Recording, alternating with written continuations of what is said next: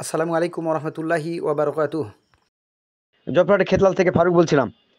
একটা বিষয় জানার ছিল শাইখ, সেটি হচ্ছে ইতেকাফরত অবস্থায় কেউ যদি মৃত্যুবরণ করেন মহল্লায়, তাহলে ইতেকাফ থেকে বের হয়ে সে জানাজায় শরীক হওয়া যাবে কিনা, অংশগ্রহণ করা যাবে কিনা। বিশেষ করে যদি যিনি মৃত্যুবরণ করেছেন তিনি পরিবারের খুব ঘনিষ্ঠজন হন, সেক্ষেত্রে কি বের হয়ে জানাজায় অংশগ্রহণ করা যাবে কি? জানালে উপকৃত হবে ইনশাআল্লাহ।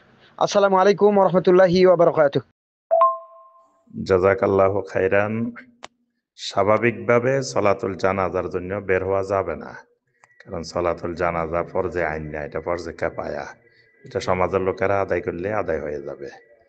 তো যদি একান্ত নিকট আত্মীয় হয়, রক্তের সম্পর্কীয় ঘনিষ্ঠ হয়, তাহলে উনি সাময়িক সময়ের জন্য যেতে পারবেন, তবে কারোর সাথে কথা বলবেন না। কথা না বলে উনি আবার মসজিদে চলে আসবেন।